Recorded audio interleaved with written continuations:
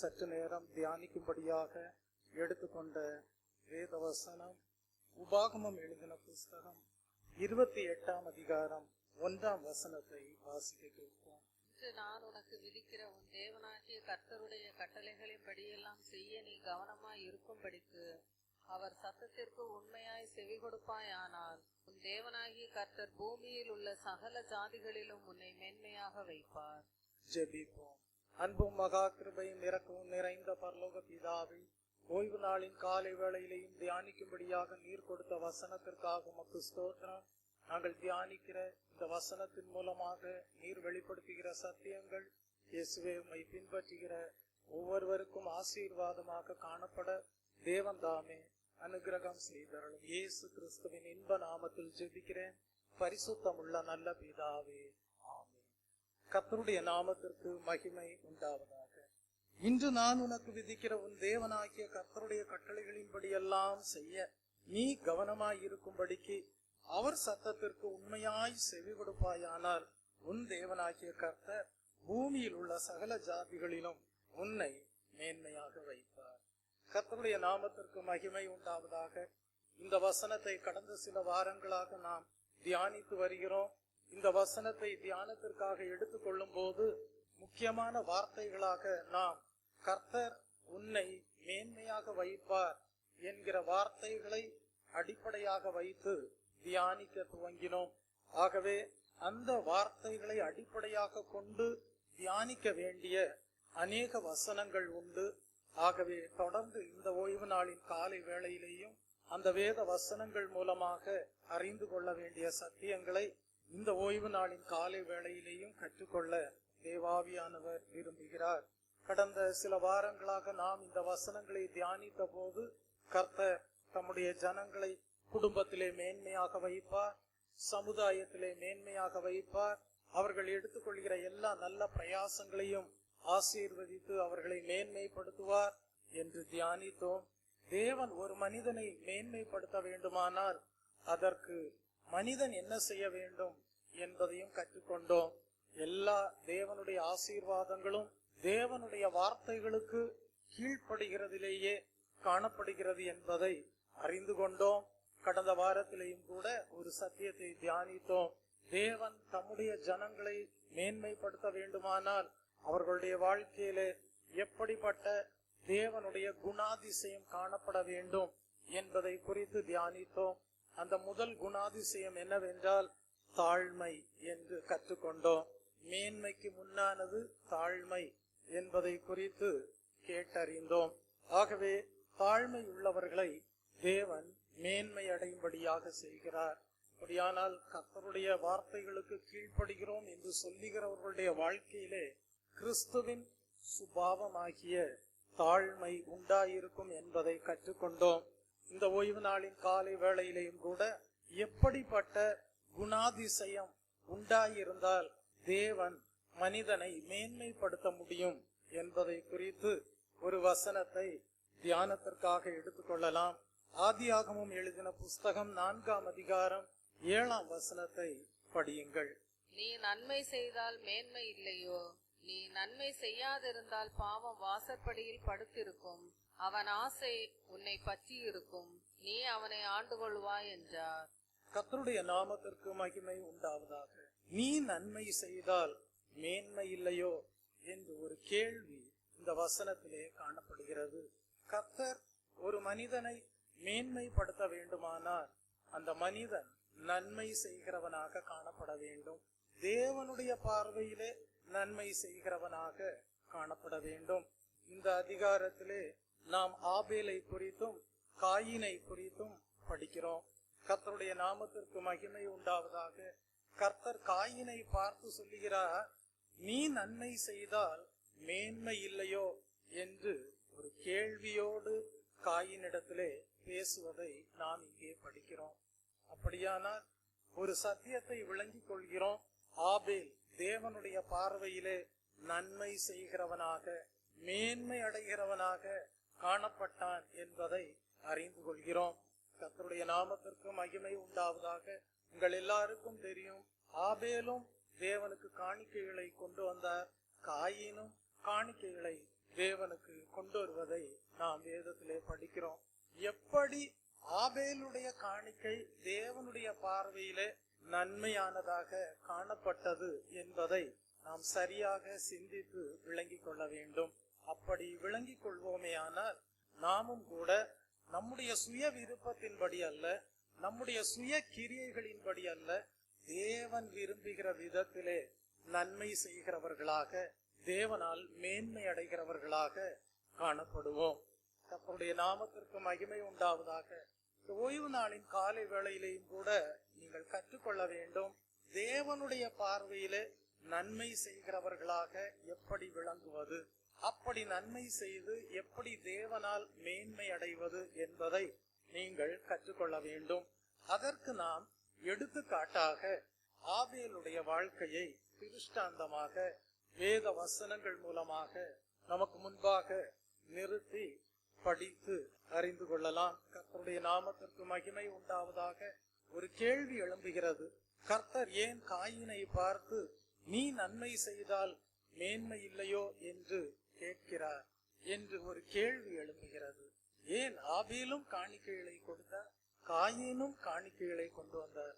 ஏன் கர்த்தர் ஆபேலுடைய காணிக்கையை நன்மையாக கண்டு ஆபேலுடைய ஜீவியமானது மேன்மை அடையும் விதமாக காணப்படுகிறது என்று சொல்வதற்கு காரணம் என்ன என்பதை அறிந்து கொள்வதற்கு ஏதுவான கேள்வியாக நமக்கு முன்பாக காணப்படுகிறது. கர்த்தருடைய நாமத்திற்கு மகிமை உண்டாவதாக. அதை குறித்து நாம் சிந்திக்கும் போது நமக்கு அதற்கான பதில் எங்கே கிடைக்கிறது என்றால், எபிரேயருக்கு எழுதின புஸ்தகம் 11ஆம் அதிகாரம் 4ஆம் வசனத்தை படிக்கும் போது அந்த கேள்விக்கான பதில் நமக்கு கிடைக்கிறது. விசுவாசத்தினாலே ஆபேல் காயினுடைய பலியிலும் மேன்மையான பலியை தேவனுக்கு செலுத்தினான் என்று அங்கே எழுதப்பட்டிருக்கிறது. விசுவாசத்தினாலே ஆபேல் காயினுடைய பலியிலும் மேன்மையான பலியை தேவனுக்கு செலுத்தினான் என்று எழுதப்பட்டிருக்கிறது. கர்த்தருடைய நாமத்திற்கு மகிமை உண்டாவதாக. அப்படியானால் நம்முடைய கேள்விக்கான பதில் இந்த வசனத்திலே காணப்படுகிறது. ஏன் காயினால் கர்த்தருடைய பார்வையிலே நன்மைக்கு ஏதுவான மேன்மையான பலியை செலுத்த முடியவில்லை என்பதற்கான பதிலை நம்மால் இந்த வசனத்தின் மூலமாக அறிந்து கொள்ள முடிகிறது. ஏன் ஆபேலினால் கர்த்தருடைய பார்வையிலே நன்மையான பலியை செலுத்த முடிந்தது, மேன்மையான பலியாக காணப்பட்டது என்பதை இந்த வசனத்தின் மூலமாக நம்மால் அறிந்து கொள்ள முடிகிறது. இந்த வசனத்திலே முக்கியமாக சொல்லப்பட்டிருக்கிற வார்த்தை என்னவென்றால் விசுவாசம் என்கிற வார்த்தையாக காணப்படுகிறது. விசுவாசத்தினாலே ஆபேல் காயினுடைய பலியிலும் மேன்மையான பலியை தேவனுக்கு செலுத்தினார் என்று படிக்கிறோம். அப்படியானால் ஆபேலுடைய வாழ்க்கை எப்படி விசுவாச வாழ்க்கையாக காணப்பட்டது என்பதை நீங்கள் அறிந்து கொள்வீர்களானால், இந்த ஓய்வு நாளின் காலை வேளையிலே தியானிக்கிற சத்தியம் உங்களுடைய வாழ்க்கையிலே ஆசீர்வாதமாக காணப்படும். நீங்களும் கூட கர்த்தருடைய பார்வையிலே நன்மையானது என்ன என்பதை அறிந்து மேன்மையான பலிகளை செலுத்தக்கூடியவர்களாக காணப்படுவீர்கள். கர்த்தருடைய நாமத்திற்கு மகிமை உண்டாவதாக. ஒரு கேள்வி எழும்புகிறது, விசுவாசம் என்றால் என்ன என்கிற ஒரு கேள்வி எழும்புகிறது. விசுவாசத்தினாலே ஆபேல் காயினுடைய பலியிலும் மேன்மையான பலியை தேவனுக்கு செலுத்தினான் என்று சொல்லப்பட்டிருக்கிறதே.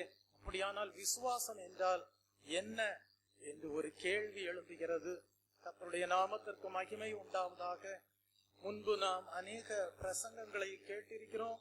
விசுவாசம் என்பது ஒரு அபாரமான வல்லமை என்றெல்லாம் கேட்டிருக்கிறோம்.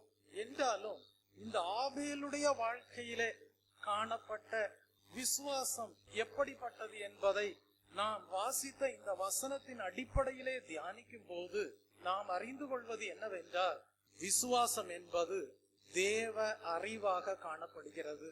கர்த்தருடைய நாமத்திற்கு மகிமை உண்டாவதாக. ஆபேலுக்குள்ளாக காணப்பட்ட தேவ அறிவு காயினுக்குள்ளாக காணப்படவில்லை.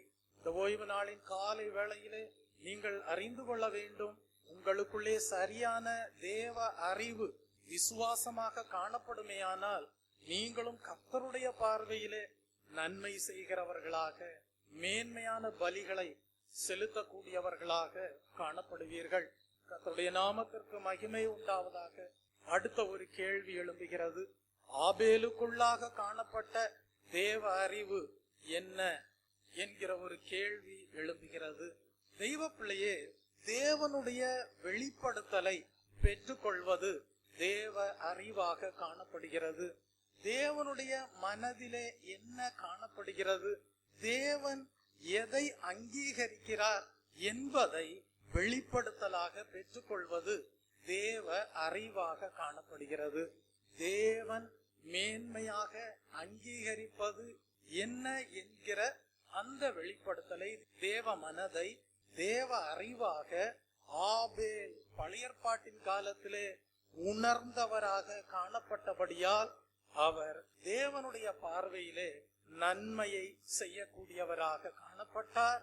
அந்த தேவ அறிவாகிய விசுவாசம் காயினுடைய பலியை பார்க்கிலும் ஆபேல் மேன்மையான பலியை செலுத்துவதற்கு ஏதுவாக காணப்பட்டது. கர்த்தருடைய நாமத்திற்கு மகிமை உண்டாவதாக. தெய்வ பிள்ளையே, அப்படியானால் தேவ அறிவை மாத்திரம் பெற்றிருந்தால் போதுமா? ஒரு கேள்வி எழுப்புகிறது. தேவனுடைய மனதை அறிந்து கொள்ளக்கூடிய வெளிப்படுத்தலை ஒரு மனிதன் பெற்றிருந்தால் மாத்திரம் போதுமா? ஒரு கேள்வி எழுப்புகிறது. தேவ அறிவை வெளிப்படுத்தலாக தேவனுடைய மனதை விளங்கி கொண்டால் மாத்திரம் போதுமா? தேவனுடைய மனதை விளங்கி கொண்டால் மாத்திரம் போதுமா? தேவனுடைய மனதை விளங்கி கொள்ளும் விதமாக தேவனுடைய வெளிப்படுத்தலாக தேவனுடைய அறிவை பெற்று வாழ்ந்தால் மாத்திரம் போதுமா? ஒரு கேள்வி எழுப்புகிறது. அதற்கான பதில் என்ன தெரியுமா? தேவனுடைய அறிவை பெற்றிருந்தால் மாத்திரம் போதாது, தேவனுடைய வெளிப்படுத்தலை பெற்றிருந்தால் மாத்திரம் போதாது, தேவன் பிரியப்படுகிற காரியம் என்ன என்பதை அறிந்திருந்தால் மாத்திரம் போதாது, தேவன் அங்கீகரிக்கக்கூடிய காரியம் என்ன என்பதை அறிந்திருந்தால் மாத்திரம் போதாது, அந்த தேவ அறிவை பெற்றிருந்தால் மாத்திரம் போதாது. என்ன செய்ய வேண்டும் என்றால், அந்த தேவ அறிவினாலே தேவன் விரும்புகிற விதத்தில் கிரியை செய்கிறவர்களாக காணப்பட வேண்டும். ஆகவேதான் வேதத்திலே படிக்கிறோம், விசுவாசம் இல்லாமல் தேவனுக்கு பிரியமாய் இருப்பது கூடாத காரியம் என்று படிக்கிறோம். விசுவாசம் நல்லதுதான், சரியான தேவ அறிவு நல்லதுதான், ஆனால் கிரியை இல்லாத விசுவாசம் செத்தது என்று வேதத்திலே படிக்கிறோம். அப்படியானால் தேவ அறிவு இல்லாமல் தேவனுக்கு பிரியமாக வாழ்வது கூடாத காரியம். ஆனால் அடுத்த ஒரு முன்னேற்றத்திற்குள் கடந்து வர வேண்டும். அது என்னவென்றால், கிரியையுள்ள விசுவாசமாக காணப்பட வேண்டும். கிரியை இல்லாத விசுவாசம் செத்ததாக காணப்படும். தெய்வ பிள்ளையே, ஆபேலுக்கு கிடைத்த வெளிப்பாடு எப்படிப்பட்டது என்றால், இயேசு கிறிஸ்து கல்வாரி சிலுவையிலே தன்னையே மனுக்குலத்திற்காக பலியாக ஒப்பு கொடுத்ததை பரலோக பிதாவாகிய தேவன் அங்கீகரித்தார் என்கிற வெளிப்பாடு ஆபேலுடைய வாழ்க்கையிலே உணர்வாக காணப்பட்டபடியால் ஆபேல் அதற்கு நிழலாட்டமான பலியை, ஒரு ஆட்டை பலி செலுத்துவதை நாம் வேதத்திலே படிக்கிறோம். கர்த்தருடைய நாமத்திற்கு மகிமை உண்டாவதாக. அப்படி செலுத்தினபடியால் ஆபேலுடைய பலி நன்மையானதாக காணப்பட்டது. காயினுடைய பலியை பார்க்கிலும் மேன்மையான பலியாக தேவனால் அங்கீகரிக்கப்பட்டது. இதிலிருந்து நீங்கள் ஒரு சத்தியத்தை விளங்கிக் கொள்ள வேண்டும். அந்த சத்தியம் என்னவென்றால், உங்களுடைய விசுவாசத்திற்கு அடிப்படையாக காணப்படுவது என்ன? இந்த ஓய்வு நாளின் காலை வேளையிலே சற்று ஆராய்ந்து பாருங்கள்.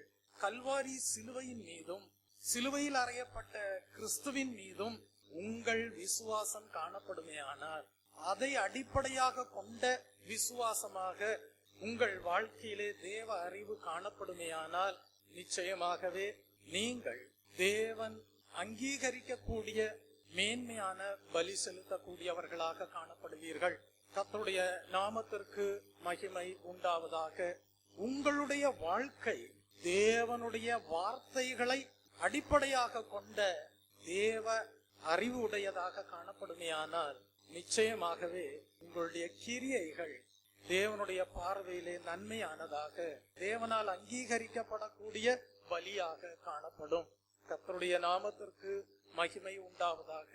யோசித்து பாருங்கள், விசுவாசம் எப்படி வருகிறது என்பதற்கு வேதத்திலே ஒரு வசனம் காணப்படுகிறது. ரோமருக்கு எழுதின புஸ்தகம் 10ஆம் அதிகாரம் 17ஆம் வசனத்தை படிக்கும் போது, விசுவாசம் கேள்வியினாலே வரும், கேள்வி தேவனுடைய வசனத்தினாலே வரும் என்று படிக்கிறோம். அப்படியானால் விசுவாசத்திற்கு அடிப்படையாக காணப்படுவது என்ன? தேவனுடைய வார்த்தைகள் தான் அடிப்படையாக காணப்படுகிறது. அந்த தேவனுடைய வார்த்தைகளை அடிப்படையாக கொண்ட தேவ அறிவு ஒரு மனிதனுடைய வாழ்க்கையிலே காணப்படுமேயானால் நிச்சயமாகவே அவனுடைய வாழ்க்கை விசுவாச வாழ்க்கையாக காணப்படும். பின்பு மனிதன் அந்த தேவ அறிவின்படி, அந்த தேவ வார்த்தைகளின்படி கிரியை செய்யும் போது அது தேவ ஞானமாக காணப்படும், அது கிரியை உள்ள விசுவாசமாக காணப்படும், அது தேவ ஞானமாக காணப்படும், தேவனுடைய பார்வையிலே நன்மையானவைகளாக காணப்படும், தேவனால் அங்கீகரிக்கப்படக்கூடிய மேன்மையான பலிகளாக காணப்படும். கர்த்தருடைய நாமத்திற்கு மகிமை உண்டாவதாக. ஆகவே தேவ அறிவு எங்கள் வாழ்க்கையிலே வெளிப்பாடாக, தேவனுடைய மனதை அறிந்து கொண்ட வெளிப்பாடாக காணப்படுகிறது என்று சொல்லுகிற நிலையிலே மாத்திரம் மனிதன் காணப்பட்டால் போதாது, தேவ ஞானமுடையவனாக மாற வேண்டும். கிரியை உள்ள விசுவாசத்தை தான் தேவ ஞானம் என்று சொல்கிறோம். ஒருவேளை உங்கள் வாழ்க்கையிலே விசுவாசம் இருக்கலாம், தேவ அறிவு இருக்கலாம், தேவனுடைய வெளிப்பாட்டை பெற்றிருக்கலாம், தேவனுடைய மனதை அறிந்திருக்கலாம், ஆனால் கிரியை இல்லை என்றால் அது தேவ ஞானமாக காணப்படாது. ஆகவே தேவ ஞானமாக உங்கள் வாழ்க்கையிலே விசுவாசம் எப்பொழுது மாறும் என்றால், கிரியையுள்ள விசுவாசமாக உங்கள் வாழ்க்கை காணப்படும் போது நீங்கள் தேவ ஞானம் உள்ளவர்களாக காணப்படுவீர்கள். கர்த்தருடைய நாமத்திற்கு மகிமை உண்டாவதாக. தெய்வ பிள்ளையே, வேதத்திலே நாம் படிக்கிறோம், விசுவாசம் என்றால் நம்பப்படுகிறவைகளின் உறுதியும் காணப்படாதவைகளின் நிச்சயமாய் இருக்கிறது என்று படிக்கிறோம். எபிரேயருக்கு எழுதின புஸ்தகம் 11ஆம் அதிகாரம் 1ஆம் வசனத்திலே படிக்கிறோம், விசுவாசமானது நம்பப்படுகிறவைகளின் உறுதியும் காணப்படாதவைகளின் நிச்சயமுமாய் இருக்கிறது என்று படிக்கிறோம். கர்த்தருடைய நாமத்திற்கு மகிமை உண்டாவதாக. அதனுடைய அர்த்தம் என்ன? காணப்படாதவைகளின் நிச்சயம் என்று எழுதப்பட்டிருக்கிறது. அதனுடைய அர்த்தம் என்ன? தேவனுடைய மனதை அறிந்து கொள்வது என்பது அது ஒரு வெளிப்பாடாக காணப்படுகிறது. அது காணப்படாதவைகள், அது ஒரு வெளிப்பாடாக காணப்படுகிறது. ஆகவே அந்த காணப்படாதவைகளின் நிச்சயமாக அடையக்கூடிய தேவ அறிவுதான் விசுவாசமாக காணப்படுகிறது. அப்படியானால் எல்லாருக்கும் ஒரு ஸ்பெஷல் ரெவலேஷன் கிடைக்கிறதா? எல்லாருக்கும் தேவனுடைய மனதை அறிந்து கொள்ளக்கூடிய ஒரு விசேஷித்த வெளிப்படுத்தல் உண்டாகிறதா என்று கேட்டால், தெய்வ பிள்ளையே, அதற்கான பதில் என்ன? நம்முடைய கரத்தில் இருக்கக்கூடிய வேத புஸ்தகமே தேவனுடைய மனதை வெளிப்படுத்தலாக நாம் தேவனுடைய வார்த்தைகளாக பெற்றிருக்கிறோம். கர்த்தருடைய நாமத்திற்கு மகிமை உண்டாவதாக. தேவனுடைய மனதுதான் தேவனுடைய வார்த்தைகளாக, வெளிப்பாடாக, வேத புஸ்தகமாக நம்முடைய கரத்திலே காணப்படுகிறது. கர்த்தருடைய நாமத்திற்கு மகிமை உண்டாவதாக. ஒருவேளை நீங்கள் ஐம்புலன்களிலே ஒன்றாக காணப்படுகிற இந்த மாம்ச கண்களாலே கண்டு அல்ல, நீங்கள் காணப்படாதவைகளின் நிச்சயமாக உங்கள் கரத்திலே கொடுக்கப்பட்டிருக்கிற வேத புஸ்தகத்திலே காணப்படுகிற தேவ வார்த்தைகளை அடிப்படையாக கொண்டு ஜீவிப்பீர்களானால் நீங்கள் தேவ அறிவுடையவர்களாக காணப்படுவீர்கள். உங்கள் வாழ்க்கை விசுவாச வாழ்க்கையாக காணப்படும். பின்பு அந்த தேவ வார்த்தைகளை நீங்கள் செயல்படுத்த ஆரம்பிக்கும் போது உங்கள் வாழ்க்கை தேவ ஞானம் நிறைந்ததாக, கிரியையுள்ள விசுவாசம் உள்ள வாழ்க்கையாக காணப்படும். கர்த்தருடைய நாமத்திற்கு மகிமை உண்டாவதாக. ஆபேலுடைய வாழ்க்கை எப்படி காணப்பட்டது? கிரியை உள்ள விசுவாசம் உள்ள வாழ்க்கையாக காணப்பட்டது. தேவ ஞானமுள்ள ஜீவியமாக காணப்பட்டது. அவர் தேவ ஞானமுள்ள மேன்மையான பலியை செலுத்துவதற்கு காரணம் என்ன? அவருக்குள்ளாக விசுவாசம் என்கிற தேவ அறிவு காணப்பட்டது. தேவனுடைய வார்த்தைகள் காணப்பட்டது. தேவனுடைய மனதை உணரக்கூடிய வெளிப்பாடு காணப்பட்டது. ஆகவே காயினை பார்க்கிலும் மேன்மையான பலியை செலுத்தக்கூடியவராக காணப்பட்டார். புதிய ஏற்பாட்டின் காலத்திலே வாழ்ந்து வருகிற தேவ ஜனங்களே, உங்களுடைய விசுவாசம் எப்படிப்பட்டது? உங்களுடைய விசுவாசம் தேவனுடைய வார்த்தைகளை அடிப்படையாக கொண்டு காணப்படுகிறதா? உங்களுடைய விசுவாசம் தேவனுடைய வார்த்தைகளை அடிப்படையாக கொண்டு காணப்படுமேயானால் தேவ அறிவுடையவர்களாக காணப்படுவீர்கள். நீங்கள் தேவனுடைய வார்த்தைகளை பெற்றவர்களாக மாத்திரமல்ல, நீங்கள் தேவனுடைய வார்த்தைகளின்படி கிரியை செய்யக்கூடியவர்களாக காணப்படுவீர்களானால் தேவ ஞானமுடையவர்களாக மாறுகிறீர்கள். கிரியையுள்ள விசுவாச வாழ்க்கையாக காணப்படுகிற உங்கள் ஜீவியம் தேவனால் அங்கீகரிக்கப்பட்டதாய் இருக்கும். உங்களுடைய கிரியைகள் தேவனுடைய பார்வையிலே நன்மையானவைகளாயிருக்கும். தேவனால் அங்கீகரிக்கப்பட்ட மேன்மையான பலிகளாக காணப்படும். கர்த்தருடைய நாமத்திற்கு மகிமை உண்டாவதாக. இன்றைக்கு தேவ சமூகத்திலே காணப்படுகிற உங்களையும் என்னையும் பார்த்து யாராகிலும் உங்கள் விசுவாசம் எப்படிப்பட்டது என்று கேட்டால் நாம் என்ன சொல்லுவோம்? கல்வாரி சிலுவையிலே இயேசு கிறிஸ்து எங்கள் பாவங்களை எல்லாம் மன்னிப்பதற்காக தம்மையே ஒப்பு கொடுத்தார். சிலுவையில் அறையப்பட்ட கிறிஸ்துவின் மீது எங்கள் விசுவாசத்தை வைத்திருக்கிறோம். அதுதான் எங்கள் வாழ்க்கையிலே தேவ அறிவாக காணப்படுகிறது. அந்த தேவ அறிவாகிய விசுவாசம் எங்கள் வாழ்க்கையை தேவனுடைய பார்வையிலே நீதிமான்களாக காணப்பட செய்கிறது. அந்த தேவ அறிவினாலே கிரியை செய்யும் போது எங்கள் வாழ்க்கை தேவ ஞானம் நிறைந்ததாக காணப்படுகிறது. எங்களுடைய கிரியைகள் தேவனுடைய பார்வையிலே மேன்மையான பலிகளாக தேவனால் அங்கீகரிக்கப்படுகிறது என்று சொல்லப்படுவதற்கு ஏதுவாக காணப்படும். கர்த்தருடைய நாமத்திற்கு மகிமை உண்டாவதாக. தெய்வ பிள்ளையே, ஆபேலுடைய வாழ்க்கையை தேவன் நீதிகரித்தார் என்று படிக்கிறோம். ஆபேலை குறித்து படிக்கும் போது அவன் நீதிமான் என்று சாட்சி பெற்றான் என்று படிக்கிறோம். ஆபேல் நீதிமான் என்று சாட்சி பெற்றான் என்றால் அதற்கு காரணம் என்ன? அவனுக்குள்ளாக இருந்த சரியான தேவ அறிவு, விசுவாசம், கிரியையுள்ள விசுவாசம் நீதிமான் என்று சாட்சி பெறும்படியாக செய்தது.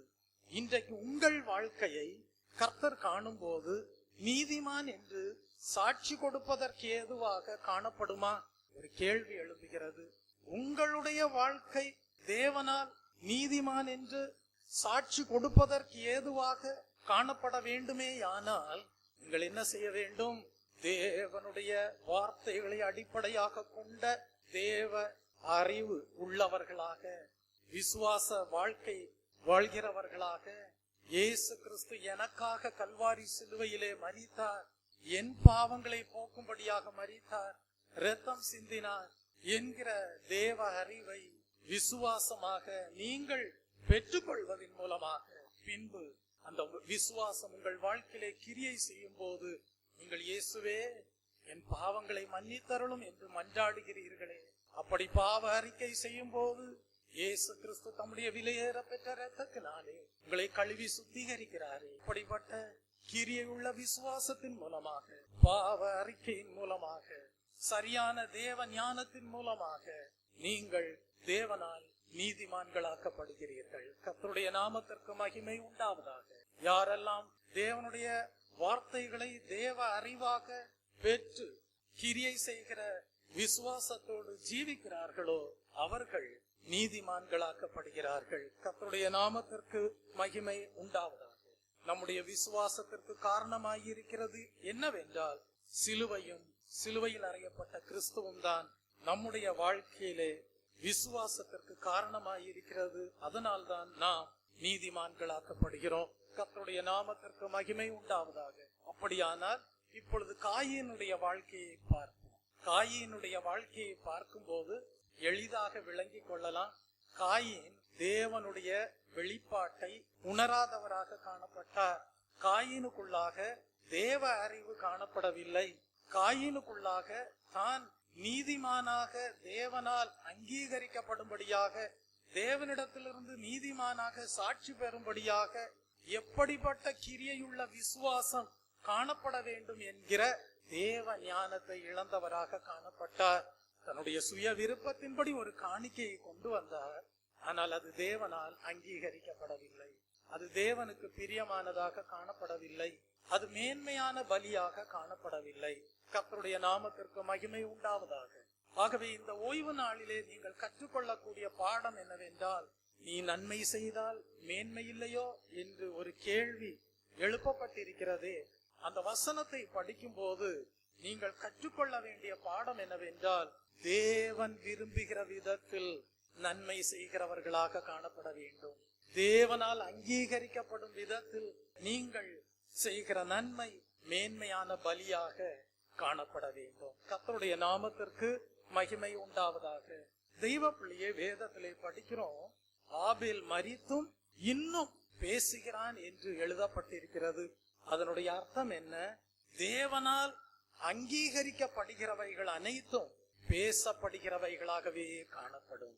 தேவன் உங்கள் வாழ்க்கையிலே எவைகளை அங்கீகரித்தாரோ அவைகளெல்லாம் என்றைக்கும் பேசப்படுகிறவைகளாகவே காணப்படும்.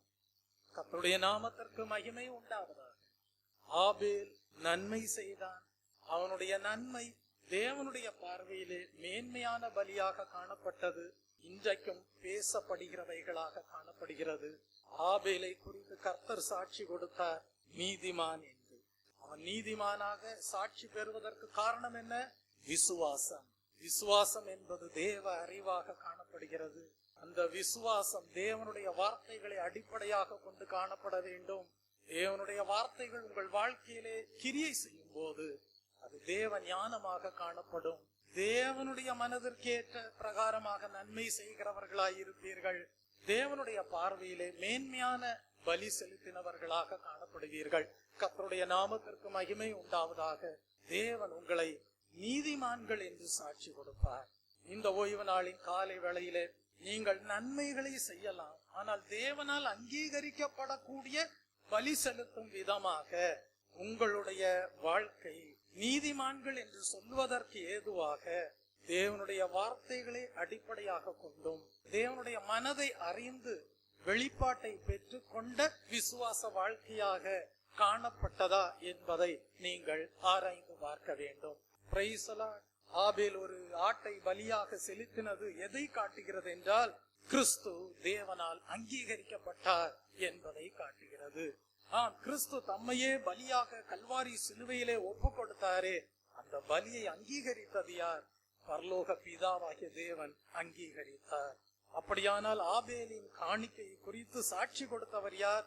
பரலோக தேவன் சாட்சி கொடுத்தார். கர்த்தருடைய நாமத்திற்கு மகிமை உண்டாவதாக. நீங்கள் தேவ சித்தத்தின்படி நன்மை செய்வீர்களானால் உங்களுடைய நன்மை தேவனால் அங்கீகரிக்கப்படுவதற்கு ஏதுவான மேன்மையான பலியாக காணப்படும். Price the Lord. அப்படியானால் உங்கள் ஜீவியம் நீதியுள்ளதாக காணப்பட வேண்டுமானால் சரியான விசுவாச வாழ்க்கையாக காணப்பட வேண்டும். ரட்சிப்பின் துவக்கமே விசுவாசத்தில் தான் இருக்கிறது. Price the Lord. சரியான விசுவாசம் ஆபேலை நீதிமான் என்று சாட்சி பெறும்படியாக செய்தது. அப்போஸ்தலனாகிய பவுல் தீமோத்தேயுக்கு எழுதும் போதும் கூட குறிப்பிடுகிறார். 2 தீமோத்தேயின் புஸ்தகம் 1ஆம் அதிகாரம் 12ஆம் வசனத்திலே குறிப்பிடும் போது, நான் விசுவாசித்திருக்கிறவர் இன்னார் என்று அறிவேன் என்று குறிப்பிடுவதை நாம் படிக்கிறோம். இயேசு கிறிஸ்து இந்த பூமியில் இருந்த போது சொன்னார். மார்க் எழுதின சுவிசேஷ புஸ்தகம் 9ஆம் அதிகாரம் 23ஆம் வசனத்திலே படிக்கும் போது அங்கே குறிப்பிட்டிருப்பது என்னவென்றால், இயேசு கிறிஸ்து சொல்லுகிறார், நீ விசுவாசிக்க கூடுமானால் ஆகும், விசுவாசிக்கிறவனுக்கு எல்லாம் கூடும் என்றார் என்று குறிப்பிட்டிருப்பதை நாம் வேதத்திலே படிக்கிறோம். கர்த்தருடைய நாமத்திற்கு மகிமை உண்டாவதாக. ஆம் தெய்வ பிள்ளையே, ஆபேல் விசுவாசித்தான். Praise the Lord. அவனுடைய வாழ்க்கை விசுவாச வாழ்க்கையாக காணப்பட்டது. அவனுடைய வாழ்க்கை தேவனுடைய அறிவுள்ள வாழ்க்கையாக காணப்பட்டது. அவனுடைய வாழ்க்கை தேவ ஞானம் நிறைந்த வாழ்க்கையாக காணப்பட்டது. ஆகவே தேவன் நீதிமான் என்று சாட்சி கொடுத்தார். கர்த்தருடைய நாமத்திற்கு மகிமை உண்டாவதாக. தெய்வ பிள்ளையே, இந்த ஓய்வு நாளின் காலை வேளையிலேயும் கூட நாம் புதிய ஏற்பாட்டின் காலத்திலே ஜீவித்து வருகிறோம். ஆபேல் அன்றைக்கு ஆட்டுக்குட்டியை பலியாக கொடுத்தார். தேவனுடைய பார்வையில் நன்மை செய்கிறவராக காணப்பட்டார். அவர் செலுத்தின பலி மேன்மையான பலியாக தேவனால் அங்கீகரிக்கப்பட்டது. அப்படி என்றால் புதிய ஏற்பாட்டின் காலத்திலே வாழ்கிற நாம் எப்படிப்பட்ட பலி செலுத்த வேண்டும் என்று தேவன் எதிர்பார்க்கிறார் என்பதை கற்றுக்கொள்வோமே ஆனால் நம்முடைய விசுவாசமும் தேவ அறிவாக காணப்படும், தேவ ஞானம் நிறைந்ததாக காணப்படும், வேத வசனங்களை அடிப்படையாக கொண்டதாக காணப்படும். நாம் புதிய ஏற்பாட்டின் காலத்திலே செலுத்துகிற பலியும் கூட தேவனால் அங்கீகரிக்கப்படக்கூடிய மேன்மையான பலியாக காணப்படும். கர்த்தருடைய நாமத்திற்கு மகிமை உண்டாவதாக. இந்த ஓய்வு நாளின் காலை வேளையிலேயும் கூட உங்களுக்கு முன்பாக புதிய ஏற்பாட்டின் காலத்திலே ஜீவித்து வருகிற நாம் எப்படிப்பட்ட 5 விதமான பலிகளை மேன்மையான பலிகளாக செலுத்த வேண்டும் என்பதை கற்றுக்கொள்ளலாம். கர்த்தருடைய நாமத்திற்கு மகிமை உண்டாவதாக. பழைய ஏற்பாட்டு காலத்தில் இஸ்ரவேல் ஜனங்கள் பலிகளை செலுத்துவதன் மூலமாக தான் தேவனோடு நல்மனம் பொருந்தினவர்களாக காணப்பட்டார்கள். ஆசரிப்பு கூடாரத்தில் முதலாவது வைக்கப்பட்டிருந்த பனிமுட்டு பலிபீடமாக தான் காணப்பட்டது. அவர்கள் செலுத்த வேண்டிய பலிகள் நியாய பிரமாணத்தில் அவர்களுக்கு நியமிக்கப்பட்டவைகளாக காணப்பட்டது. அவர்கள் செலுத்தும்படியாக அவர்களுக்கு நியமிக்கப்பட்டிருந்த அந்த பலிகள் இனி வரப்போகிற நன்மைகளின் பொருளாக காணப்படவில்லை. அவைகளின் நிழலாக மாத்திரம் அந்த பலிகள் காணப்பட்டது. பழைய ஏற்பாட்டின் காலத்திலே இஸ்ரவேல் ஜனங்கள் பலிகளை செலுத்தினார்கள் என்றால் அந்த பலிகளின் மூலமாக பூரணத்தை பெற்றுக்கொள்ள முடியாதவர்களாக தான் காணப்பட்டார்கள். வருஷந்தோறும் அவர்கள் பலிகளை செலுத்தினார்கள். ஆனால் அந்த பலிகள் எல்லாம் அவர்களுடைய வாழ்க்கையிலே ஒரு உணர்வை கொடுக்கக்கூடியதாக காணப்பட்டது. அந்த உணர்வு என்னவென்றால், இன்னும் தங்களிலே பாவம் உண்டாயிருக்கிறது என்கிற உணர்வையே கொடுக்கக்கூடியதாக காணப்பட்டது. நாளடைவில் இஸ்ரவேல் ஜனங்கள் கடமையாக பெயர் அளவில் மாத்திரம் பலிகளை செலுத்துகிறவர்களாக மாறி போனார்கள். பலிகளின் உட்கருத்திற்கு அவர்கள் முக்கியத்துவம் கொடுக்காதவர்களாக காணப்பட்டார்கள். அவர்கள் செலுத்தின பலிகள் எல்லாம் தேவனுக்கு வேதனையை உண்டு பண்ணக்கூடியதாக காணப்பட்டது.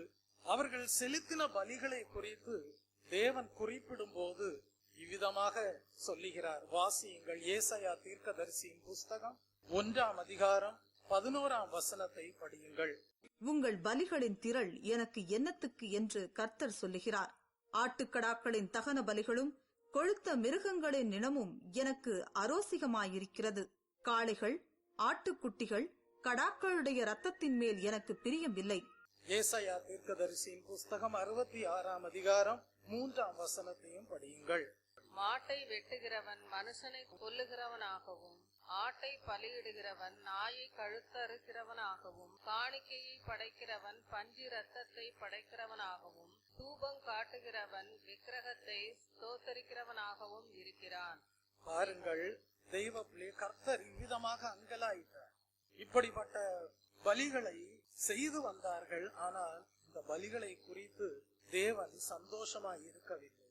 தேவன் அங்கலாய்க்க கூடியவராக காணப்பட்டார். வாசிக்க கேட்ட வசனங்களின்படி அவர்கள் செலுத்தின பலிகளின் மீது சந்தோஷமாக காணப்படவில்லை. அப்படியானால் நியாய பிரமாணத்திற்கு செவிகொடாமல் அதை வெறுத்து விட்டு பலிகளை மாத்திரம் செலுத்தி வந்த அவர்களை பார்த்துதான் கர்த்தர் சொன்னார், உங்கள் சர்வாங்க தகனங்கள் எனக்கு விருப்பம் அல்ல, உங்கள் பலிகள் எனக்கு இன்பமாயிராது என்று வேதனைப்படக்கூடியவராக காணப்பட்டார். வாசியுங்கள். எரேமியா தீர்க்கதரிசியின் புஸ்தகம் 6ஆம் அதிகாரம் 19, 20 வசனங்களை படிக்கும் போது அங்கே குறிப்பிடுகிறார், உங்கள் சர்வாங்க தகனங்கள் எனக்கு விருப்பம் அல்ல, உங்கள் பலிகள் எனக்கு இன்பமாயிராது என்று குறிப்பிடுவதை நாம் படிக்கிறோம். கர்த்தருடைய நாமத்திற்கு மகிமை உண்டாவதாக. தெய்வ பிள்ளையே, இயேசு கிறிஸ்து இந்த உலகத்திற்கு வரக்கூடிய வேளை வந்தபோது அவர் பிதாவை நோக்கி சொன்ன காரியம் என்ன?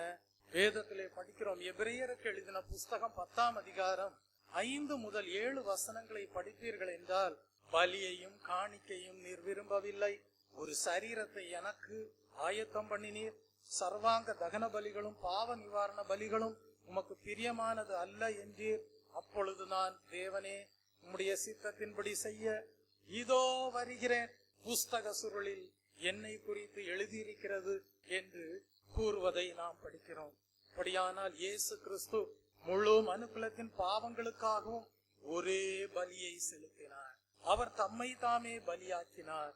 இயேசு கிறிஸ்துவனுடைய சரீரம் ஒரே தரம் பலியிடப்பட்டதினால் அந்த சித்தத்தின்படி நாம் இன்றைக்கு பரிசுத்தமாக்கப்பட்டிருக்கிறோம். கர்த்தருடைய நாமத்திற்கு மகிமை உண்டாவதாக. இயேசு கிறிஸ்து நியாய பிரமாணத்தின் முடிவாக இந்த உலகத்திலே தோன்றினார். நீங்கள் எபிரேயருக்கு எழுதின புஸ்தகம் 10ஆம் அதிகாரம் 14ஆம் வசனத்தை படிக்கும் போது, பரிசுத்தமாக்குகிறவர்களை ஒரே பலியினாலே இவர் என்றென்றைக்கும் பூரணப்படுத்தி இருக்கிறார் என்று படிக்கிறோம். கர்த்தருடைய நாமத்திற்கு மகிமை உண்டாவதாக. உலகத்தின் பாவத்தை சுமந்து தீர்க்கிற தேவாட்டுக்குட்டியாக இயேசு கல்வாரி சிலுவையிலே மரித்தார். அந்த பலியை விசுவாசித்து தங்கள் பாவங்களை மனஸ்தாபத்துடன் யாரெல்லாம் இயேசு கிறிஸ்துவனிடத்தில் அறிக்கை செய்கிறார்களோ அவர்கள் பாவ மன்னிப்பாகிய மீட்பை பெற்றுக் கொள்கிறார்கள். இயேசு தம்முடைய கல்வாரி மரணத்தினால் மனுஷனுடைய பூரணத்திற்கு தேவையான யாவற்றையும் செய்து முடித்தார். கர்த்தருடைய நாமத்திற்கு மகிமை உண்டாவதாக. அது முதற்கொண்டு பழைய ஏற்பாட்டு காலத்தில் கல்வாரி மரணத்திற்கு நிழலாட்டமாய் செலுத்தப்பட்டு வந்த பலிகள் அவசியமற்றவை என்கிற சத்தியத்தை இயேசு கிறிஸ்து நிறைவேற்றக்கூடியவராக காணப்பட்டார். கர்த்தருடைய நாமத்திற்கு மகிமை உண்டாவதாக. ஆகவே முதலாவது நீங்கள் விளங்கிக் கொள்ள வேண்டிய சத்தியம் என்னவென்றால், புதிய ஏற்பாட்டின் காலத்திலே ஜீவிக்கிற நாம் இனி ஒரு ஆட்டையோ ஒரு மாட்டையோ பலி செலுத்தி இரத்தத்தை சிந்த வைக்க வேண்டிய அவசியம் இல்லை. கர்த்தருடைய நாமத்திற்கு மகிமை உண்டாவதாக. ஆகவேதான் நாம் வேதத்திலே படிக்கிறோம், அவருடைய நாமத்தின் மேல் விசுவாசம் உள்ளவர்களாக அவரை ஏற்றுக்கொண்டவர்கள் எத்தனை பேரோ அத்தனை பேரும் தேவனுடைய பிள்ளைகளாகும்படி அவர்களுக்கு அதிகாரம் கொடுத்தார் என்று படிக்கிறோம். இந்த ஓய்வு நாளின் காலை வேளையிலே தேவன் அங்கீகரிக்கும்படியாக எப்படிப்பட்ட மேன்மையான பலிகளை நீங்கள் செலுத்தக்கூடியவர்களாக காணப்பட வேண்டும் என்பதை அறிந்திருக்க வேண்டும். கர்த்தருடைய நாமத்திற்கு மகிமை உண்டாவதாக. அது பழைய ஏற்பாட்டின் காலத்திலே இஸ்ரவேல் ஜனங்கள் செலுத்தின பலிகளை போல காணப்படக்கூடாது. நீங்கள் பூரணமடையும்படியாக வேதத்திலே சில சத்தியங்கள் காணப்படுகிறது. அதற்கு துவக்கமாக நீங்கள் நீதிமானாகும்படியாக தான் பாவ மன்னிப்பாகிய ரட்சிப்பை கல்வாரி சிலுவையிலே இயேசு கிறிஸ்து தம்மை தாமே ஒப்பு கொடுத்தாரே, அந்த கிருபாதார பலியின் மூலமாக பெற்றுக் கொள்கிறீர்கள். கர்த்தருடைய நாமத்திற்கு மகிமை உண்டாவதாக. பழைய ஏற்பாட்டின் காலத்திலே இஸ்ரவேலின் ராஜாவாகிய சாலோமோன் தேவனுடைய ஆலயத்தை கட்டி அதை பிரதிஷ்டை செய்த போது கர்த்தர் இரவிலே சாலோமோனுக்கு தோன்றினார். 2 நாளாகமம் எழுதின புஸ்தகம் 7ஆம் அதிகாரம் 12ஆம் வசனத்தை படிக்கும் போது, இந்த ஸ்தலத்தை எனக்கு பலியிடும் ஆலயமாக தெரிந்து கொண்டேன் என்று சாலோமோனோடு பேசினார். அப்படியானால் நாம் வாழக்கூடிய புதிய ஏற்பாட்டின் காலத்திலே பரிசுத்த ஆவியின் அபிஷேகம் பெற்றிருக்கக்கூடிய தேவ ஜனங்களாகிய நாம் தான் தேவனுடைய ஆலயமாக காணப்படுகிறோம். 1 கொரிந்தியருக்கு எழுதின புஸ்தகம் 3ஆம் அதிகாரம் 16ஆம் வசனத்திலே அதை குறித்து படிக்கிறோம். அப்படியானால் நாம் தேவனுடைய ஆலயமாக காணப்படுவோமே, ஆனால் நாம் அபிஷேகம் பெற்றவர்களாக காணப்படுவோம். நாம் செலுத்த வேண்டிய ஆவிக்குரிய பலிகள் எப்படிப்பட்டது என்பதை அறிந்து வாழ வேண்டும். அப்பொழுதுதான் நம்முடைய வாழ்க்கையும் விசுவாச வாழ்க்கையாக காணப்படும். நம்முடைய வாழ்க்கையும் தேவனுடைய வார்த்தைகளை அடிப்படையாக கொண்ட தேவ அறிவை பெற்ற வாழ்க்கையாக காணப்படும். நாம் செயல்படுத்தக்கூடிய விசுவாசமும் கூட தேவ ஞானமாக தேவனுடைய பார்வையிலே காணப்படும். நாம் தேவனுடைய பார்வையிலே நன்மை செய்கிறவர்களாக காணப்படுவோம். நம்முடைய கிரியையுள்ள விசுவாசம் தேவனால் அங்கீகரிக்கப்படக்கூடிய மேன்மையான பலியாக காணப்படும். கர்த்தர் ஒரு நாளும் விசனமடைய மாட்டார். கர்த்தர் நம்முடைய வாழ்க்கையை காணும் போது சந்தோஷப்படக்கூடியவராக காணப்படுவார். நீதிமான் என்று சொல்லப்படுவதற்கு ஏதுவான ஜீவியமாக நம் ஜீவியம் காணப்படும். கர்த்தர் சாட்சி பகர்வதற்கு ஏதுவான வாழ்க்கையாக காணப்படும். நம்முடைய வாழ்க்கையானது பேசப்படக்கூடியதாக காணப்படும். கர்த்தர் அங்கீகரிப்பவைகள் எவைகளோ அவைகள் பேசப்படுகிறவைகளாக காணப்படும். Price the Lord. நாம் ஆவிக்குரிய பலிகளை செலுத்த வேண்டும் என்பதை அறிவுறுத்தும்படியாக தான் அப்போஸ்தலனாகிய பேதுரு குறிப்பிடுகிறார். வாசித்து பாருங்கள். 1 பேதுருவின் புஸ்தகம் 2ஆம் அதிகாரம் 5ஆம் வசனத்தை நீங்கள் படிப்பீர்கள் என்றால் அங்கே குறிப்பிடுகிறார், இயேசு கிறிஸ்து மூலமாய் தேவனுக்கு பிரியமான ஆவிக்கேற்ற பலிகளை செலுத்தும்படிக்கு நீங்கள் பரிசுத்த ஆசாரிய கூட்டமாக கட்டப்பட்டு வருகிறீர்கள் என்று குறிப்பிடுகிறார். நாம் ஆவிக்கேற்ற பலிகளை செலுத்தினால்தான் தேவன் அப்படிப்பட்ட பலிகளை மேன்மையான பலிகளாக கண்டு நாம் நன்மை செய்கிறவர்கள் என்று அறிந்து நம்மை குறித்து சாட்சி கொடுப்பார். படியுங்கள்.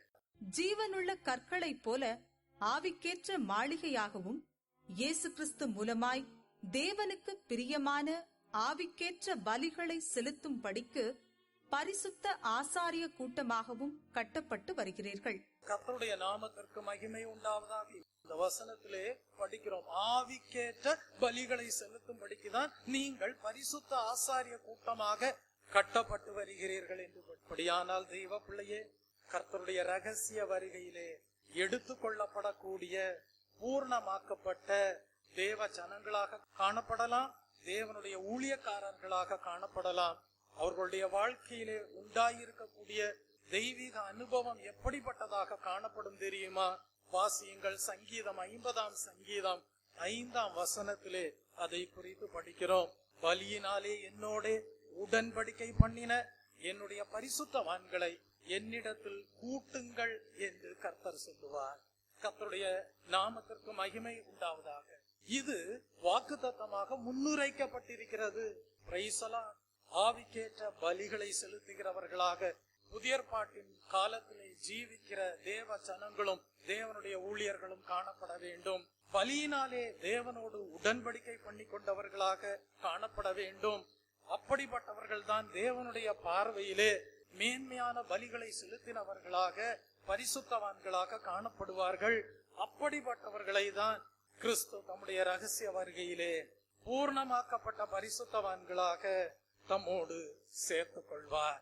கர்த்தருடைய நாமத்திற்கு மகிமை உண்டாவதாக. ஆகவே பழைய ஏற்பாட்டின் காலத்திலே செலுத்தப்பட்டு வந்த எழுத்திற்குரிய பலிகளை காட்டிலும் தேவன் மேன்மையானவைகளாக கருதுகிற சில ஆவிக்குரிய பலிகள் உண்டு. அந்த பலிகள் என்ன என்பதை நாம் தியானிக்க வேண்டும். கர்த்தருடைய நாமத்திற்கு மகிமை உண்டாவதாக. முதலாவது வாசியுங்கள். சங்கீதம் 51ஆம் சங்கீதம் 16ஆம் வசனத்தை படியுங்கள். அங்கே சங்கீதக்காரனாகிய தாவீது என்ன குறிப்பிடுகிறார்? பலியை நீர் விரும்புகிறதில்லை, விரும்பினால் செலுத்துவேன், தகன பலியும் உமக்கு பிரியமானது அல்ல என்று குறிப்பிடுகிறார். அதை தொடர்ந்து அவர் சொல்லுகிறார், தேவனுக்கேற்கும் பலிகள் நொறுங்குண்ட ஆவிதான். தேவனே, நொறுங்குண்டதும் நறுங்குண்டதுமான இருதயத்தை நீர் புறக்கணியீர் என்று குறிப்பிடுவதை 17ஆம் வசனத்திலே படிக்கிறோம். கர்த்தருடைய நாமத்திற்கு மகிமை உண்டாவதாக. இந்த ஓய்வு நாளின் காலை வேளையிலே தேவன் உங்களிடத்தில் எப்படிப்பட்ட ஆவிக்கேற்ற பலி உண்டாயிருக்க வேண்டும் என்று விரும்புகிறார் என்பதை இந்த வசனங்கள் மூலமாக அறிந்து கொள்ளுங்கள். இன்றைக்கு இங்கே இருக்கிற ஒரு சகோதரியை, ஒரு சகோதரனை பார்த்து கேட்கிறேன், நீ ரட்சிக்கப்பட்ட நாளிலே, நீ இயேசு கிறிஸ்துவின் மூலமாக பாவ மன்னிப்பை பெற்றுக்கொண்ட நாளிலே, இயேசு கிறிஸ்துவுடைய கல்வாரி அன்பை விசுவாசித்து பாவங்களை எல்லாம் அறிக்கை செய்து தேவனிடமாய் சேர்ந்தாயே, பாவ மன்னிப்பை பெற்றுக்கொண்டாயே, சுத்திகரிப்பை பெற்றுக்கொண்டாயே, அன்றைக்கு இருந்த அந்த தேவ அன்பு இன்றைக்கு உன்னுடைய வாழ்க்கையிலே காணப்படுகிறதா என்று ஒரு கேள்வியை கேட்கும் போது சிலர் சொல்லக்கூடும், பாஸ்டர், அன்றைக்கு அந்த நொறுங்குண்ட இருதயத்தோடு நறுங்குண்ட ஆவியோடு தேவனண்டையிலே கிட்டி சேர்ந்தேன், பாவ அறிக்கை செய்தேன், பாவ பாரங்கள் எல்லாம் நீங்கினது, சுத்தமானேன், இயேசு கிறிஸ்துவின் இரத்தத்தினாலே கழுவப்பட்டேன், இயேசு கிறிஸ்துவின் அன்பு என்னுடைய வாழ்க்கையிலே மேலானதாக காணப்பட்டது. நாளடைவிலே, காலப்போக்கிலே அந்த கிறிஸ்துவின் அன்புக்கு மேலாக அநேக காரியங்கள் வாழ்க்கையிலே அனுமதித்தபடியினால் பின்மாற்றம் அடைந்தவர்களாக மாறினோம் என்று சொல்வதற்கு ஏதுவாக சிலருடைய வாழ்க்கை காணப்படும். அப்படிதான் சங்கீதக்காரனாகிய தாவீதனுடைய வாழ்க்கையும் காணப்பட்டது. பாவத்தினாலே பின்மாற்றம் அடைந்தவராக காணப்பட்டார். ஆனால் தாவீதிற்குள்ளாக ஒரு நம்பிக்கை இருந்தது. என்ன நம்பிக்கை என்றால், மறுபடியுமாக நொறுங்குண்ட இருதயத்தையும் நறுங்குண்ட ஆவியையும் பெற்றுக்கொள்ளக்கூடிய நிலைக்கு தேவனால் தன்னுடைய வாழ்க்கையை கொண்டு வர முடியும் என்கிற ஒரு நம்பிக்கை தாவீதிற்குள்ளாக காணப்பட்டது. ஆகவேதான் சங்கீதக்காரனாகிய தாவீது எழுதுகிறார், தேவனுக்கேற்கும் பலிகள் நொறுங்குண்ட ஆவிதான் என்று குறிப்பிடுகிறார். தேவனே, நொறுங்குண்டதும் நறுங்குண்டதுமான இருதயத்தை நீர் புறக்கணியீர் என்று குறிப்பிடுவதை நாம் படிக்கிறோம். இந்த ஓய்வு நாளின் காலை வேளையிலே தேவன் உங்களுக்கு ஒரு நம்பிக்கைக்குரிய வார்த்தைகளை கொடுக்கிறார். உங்களுடைய வாழ்க்கையிலே சில சூழ்நிலைகளினாலே நீங்கள் பின்மாற்றம் அடைந்து ஜீவித்தவர்களாக காணப்படுவீர்களானால் உங்களுக்குள்ளாக ஒரு கேள்வி எழும்பும். தேவனுக்கேற்ற பலியாக, ஆவிக்கேற்ற பலியாக, தேவனால் அங்கீகரிக்கப்படுவதற்கு ஏதுவான மேன்மையான பலியாக என்னுடைய விசுவாச வாழ்க்கை காணப்படுமா என்கிற ஒரு கேள்வியோடு நீங்கள் காணப்படலாம். தேவனிடத்திலிருந்து நற்சாட்சி பெற்றுக் கொள்ளலாமா என்கிற ஒரு கேள்வியோடு காணப்படலாம். நீதிமான் என்று சாட்சி பெறுவதற்கு ஏதுவாக காணப்படுமா என்கிற கேள்வியோடு எழும்பலாம். அதற்கு இந்த வசனங்கள் பதில் கொடுக்கிறது. தேவன் உங்களுக்குள்ளே நொறுங்குண்ட ஆவியையும் நறுங்குண்டதுமான இருதயத்தையும் அடையக்கூடிய நிலைக்குள்ளாக உங்களை கொண்டு வர முடியும். கர்த்தருடைய நாமத்திற்கு மகிமை உண்டாவதாக. இயற்கையாக மனிதன் எப்படிப்பட்டவன் என்றால் பெருமை உள்ளவனாக காணப்படுகிறான். எல்லா பாவங்களுக்கும் அஸ்திபாரமாக காணப்படுகிற பாவம் என்னவென்றால் அது பெருமைதான். ஆகவே ஒரு மனிதன் நொறுங்குண்ட இருதயத்தையும் நறுங்குண்ட ஆவியையும் பெற்றுக்கொள்ள வேண்டுமானால் தேவன் அப்படிப்பட்ட நிலைக்குள்ளாக மனிதனை கொண்டு வர வேண்டும். தாவீதுக்கு நம்பிக்கை இருந்தது. தேவனால் தன்னுடைய வாழ்க்கையை நொறுங்குண்ட இருதயம் உள்ளதாக, நறுங்குண்ட ஆவி உள்ள நிலைக்கு கொண்டு வர முடியும் என்கிற நம்பிக்கை தாவீதுக்குள்ளாக காணப்பட்டது. ஆகவேதான் தாவீது நம்பிக்கையோடு சொல்லுகிறார், தேவனுக்கேற்கும் பலிகள் நொறுங்குண்ட ஆவிதான். தேவனே, நொறுங்குண்டதும் நறுங்குண்டதுமான இருதயத்தை நீர் புறக்கணியீர் என்று வேண்டிக் கொள்வதை நாம் இங்கே படிக்கிறோம். கர்த்தருடைய நாமத்திற்கு மகிமை உண்டாவதாக. அப்படியானால் ஒன்றை அறிந்து கொள்ள வேண்டும். உங்களுடைய இருதயமும் கூட பாவத்தின் வஞ்சனையினால் கடினப்பட்டிருக்கிறதா என்பதை நீங்கள் இந்த ஓய்வு நாளின் காலை வேளையிலே அறிந்து கொள்ள வேண்டும். ஒருவேளை பாவத்தின் வஞ்சனையினால் உங்கள் இருதயம் கடினப்பட்டு காணப்படுமேயானால் நீங்கள் ஒரு தெய்வீக நம்பிக்கைக்குள்ளாக கடந்து வர வேண்டும். அந்த நம்பிக்கை என்னவென்றால் உங்களுடைய வாழ்க்கையை நொறுங்குண்ட இருதயத்தோடும் நறுங்குண்ட ஆவி உள்ளதாகவும் காணப்படக்கூடிய நிலைக்கு தேவனால் கொண்டு வர முடியும் என்கிற நம்பிக்கைக்குள்ளாக நீங்கள் கடந்து வர வேண்டும். அப்படி நீங்கள் கடந்து வரும்போது கல்வாரி சிலுவையை நோக்கி பார்ப்பீர்கள். தேவனே, ஆதி அன்பிலே குறைவுபட்டேன் என்று தேவனை நோக்கி மன்றாடுவீர்கள். ஆதி அன்பிலே குறைவு உண்டாகிவிட்டது என்று மன்றாடுவீர்கள். மெய் மனஸ்தாபத்தோடு தேவனிடத்தில் பாவ அறிக்கை செய்யும் போது தேவன் நொறுங்குண்ட நறுங்குண்டதுமான இருதயத்தை புறக்கணிக்க மாட்டார். என்னிடத்தில் வருகிற ஒருவனையும் நான் புறக்கணிப்பதில்லை என்கிற வாக்கு தத்தத்தின்படி கர்த்தர் சுத்திகரிக்கக்கூடியவராயிருக்கிறார். கர்த்தர் வாழ்க்கையை நீதிகரிக்கக்கூடியவராக காணப்படுகிறார். ஆகவே இந்த ஓய்வு நாளின் காலை வேளையிலேயும் பின்மாற்றம் அடைந்து உங்களுடைய வாழ்க்கை காணப்படுமே ஆனால் இந்த சத்திய வசனங்களை கேட்கும் போது தேவனே, உம்மண்டையிலே கிட்டி சேர வாஞ்சியாய் இருக்கிறேன் என்று சொல்லி அந்த ஆதி அன்பு உங்களுடைய வாழ்க்கையிலே உண்டாயிருக்கும்படியாக, கிறிஸ்துவின் அன்பிலிருந்து என்னை பிரிப்பவன் யார் என்று சொல்வதற்கு ஏதுவாக உங்கள் ஜீவியம் காணப்படும்படியாக மெய் மனஸ்தாபத்தோடு மனம் திரும்புதலோடு நொறுங்குண்ட இருதயத்தோடு நறுங்குண்ட ஆவியோடு கல்வாரி சிலுவை அண்டையிலே கடந்து வருவீர்களாக. தேவனை நோக்கி மன்றாடுவீர்களாக. தேவனிடத்தில் மன்னிப்பை பெற்றுக் கொள்வீர்களாக. நீதிமான்கள் என்று சாட்சியை பெற்றுக் கொள்வீர்களாக. கர்த்தருடைய நாமத்திற்கு மகிமை உண்டாவதாக. எபிரேயருக்கு எழுதின புஸ்தகம் 3ஆம் அதிகாரம் 13ஆம் வசனத்திலே படிக்கிறோம். இருதயம் எதனால் கடினப்படும் தெரியுமா? பாவத்தின் வஞ்சனையினால் தான் கடினப்படும் என்று அங்கே படிக்கிறோம். அப்படிப்பட்ட கடினப்பட்ட இருதயத்தோடு யாராகிலும் காணப்படுவீர்களானால் வேதம் சொல்லுகிறது, உங்களுக்குள்ளே ஒரு துக்கம் உண்டாக வேண்டும். உங்களுக்குள்ளே ஒரு துக்கம் உண்டாக வேண்டும். அந்த துக்கம் எப்படிப்பட்டது என்றால் தேவனுக்கேற்ற துக்கமுடையதாக காணப்பட வேண்டும். வாசியுங்கள். கொரிந்து சபைக்கு பரிசுத்த பவுல் எழுதும் போது இவ்விதமாக குறிப்பிடுகிறார். 2 கொரிந்தியரின் புஸ்தகம் 7ஆம் அதிகாரம் 10-11 வசனங்களை படியுங்கள். அங்கே எழுதப்பட்டிருக்கிறது, தேவனுக்கேற்ற துக்கம் உள்ளவர்கள் மட்டும்தான் தங்களை சுத்தவான்கள் என்று விளங்க பண்ணக்கூடும் என்று எழுதப்பட்டிருக்கிறது. தாவீதுடைய வாழ்க்கையிலே தேவனுக்கேற்ற துக்கம் உண்டானது. அந்த தேவனுக்கேற்ற துக்கம் உண்டானபடியினால்தான் அவர் சுத்தவானாக மாறினார். இன்றைக்கு நீங்கள் பின்மாற்றம் அடைந்திருக்கலாம், ஆனால் தேவனுக்கேற்ற துக்கம் உங்களுடைய வாழ்க்கையிலே இல்லாமல் இருக்குமே ஆனால் நீங்கள் ஒரு நாளும் சுத்தவான்களாக மாற முடியாது. நீங்கள் ஒரு நாளும் நீதிமான்கள் என்று தேவனிடத்திலிருந்து சாட்சியை பெற்றுக்கொள்ளவும் முடியாது. அப்படியானால் நீங்கள் ரட்சிப்பை அடைந்த நாளை நினைவு கூர்ந்து இந்த நாளிலே என்னென்ன விதங்களிலெல்லாம் பின்மாற்றம் அடைந்தீர்கள் என்பதை நீங்கள் உணர்ந்து கொள்ள வேண்டும். பின்பு அப்படிப்பட்ட பின்மாற்றம் அடைந்த காரியங்கள் உங்கள் வாழ்க்கையிலிருந்து நீங்கும்படியாக தேவனுக்கேற்ற துக்கம் உங்கள் வாழ்க்கையிலே உண்டாயிருக்க வேண்டும். பின்பு ஒரு நம்பிக்கைக்குள்ளாக வர வேண்டும். தேவனால் உங்களுக்குள்ளே ஒரு நொறுங்குண்ட இருதயத்தையும் நறுங்குண்ட ஆவியையும் பெற்றுக்கொள்ளக்கூடிய நிலைக்கு உங்கள் வாழ்க்கையை கொண்டு வர முடியும் என்கிற நம்பிக்கைக்குள்ளாக நீங்கள் காணப்பட வேண்டும்.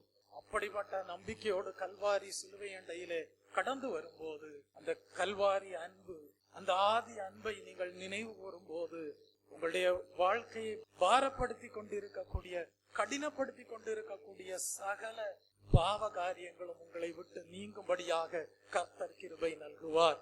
ஆகவேதான் நாம் வேதத்திலே படிக்கிறோம், கிருபையினாலே விசுவாசத்தை கொண்டு ரட்சிக்கப்பட்டீர்கள் என்று. தேவன் கிருபை கொடுக்கக்கூடியவராய் இருக்கிறார். தேவனுடைய கிருபையின்படியே உங்களுடைய விசுவாசத்தின்படி நீங்கள் ரட்சிக்கப்படுவீர்கள். கர்த்தருடைய நாமத்திற்கு மகிமை உண்டாவதாக. இந்த ஓய்வு நாளின் காலை வேளையிலே தேவனுக்கேற்ற துக்கம் பின்மாற்றம் அடைந்திருக்கிறவர்களுடைய வாழ்க்கையிலே உண்டாயிருக்கிறதா என்பதை ஆராய்ந்து பார்ப்பீர்களாக. வாசியுங்கள். சங்கீதம் 34 சங்கீதம் 18 வசனத்தை படிக்கும் போது அங்கே சொல்லப்பட்டிருக்கிறது, நொறுங்குண்ட இருதயம் உள்ளவர்களுக்கு கர்த்தர் சமீபம் உள்ளவராயிருந்து நறுங்குண்ட ஆவி உள்ளவர்களை ரட்சிக்கிறார் என்று படிக்கிறோம். கர்த்தருடைய நாமத்திற்கு மகிமை உண்டாவதாக. யாருக்கு கர்த்தர் சமீபமாய் இருக்கிறார்? நொறுங்குண்ட இருதயம் உள்ளவர்களுக்கு, மெய் மனஸ்தாபத்தோடு காணப்படுகிறவர்களுக்கு, தேவனுக்கேற்ற துக்கத்தோடு காணப்படுகிறவர்களுக்கு, நறுங்குண்ட ஆவி உள்ளவர்களாக காணப்படுகிறவர்களுக்கு தேவன் சமீபம் உள்ளவராக காணப்படுகிறார். கர்த்தருடைய நாமத்திற்கு மகிமை உண்டாவதாக. ஏசாயா தீர்க்கதரிசியின் புஸ்தகம் 57 அதிகாரம் 15 வசனத்திலே படிக்கும் போது அங்கே ஏசாயா தீர்க்கதரிசி குறிப்பிடுகிறார், உன்னதத்திலும் பரிசுத்த ஸ்தலத்திலும் வாசம் பண்ணுகிற நான் பணிந்தவர்களின் ஆவியை உயிர்ப்பிக்கிறதற்கும் நொறுங்கினவர்களின் இருதயத்தை உயிர்ப்பிக்கிறதற்கும் நொறுங்குண்டு பணிந்த ஆவி உள்ளவர்களிடத்திலும் வாசம் பண்ணுகிறேன் என்று குறிப்பிட்டிருப்பதை நாம் படிக்கிறோம். அப்படியானால் யாருடைய வாழ்க்கையிலே கர்த்தர் வாசம் பண்ணுகிறார்? யார் நொறுங்குண்ட இருதயத்தோடு நறுங்குண்ட ஆவி உள்ளவர்களாக தேவனுக்கு முன்பாக தாழ்த்துகிறார்களோ அவர்களுடைய வாழ்க்கையிலே தேவன் வாசம் பண்ணக்கூடியவராக காணப்படுகிறார்.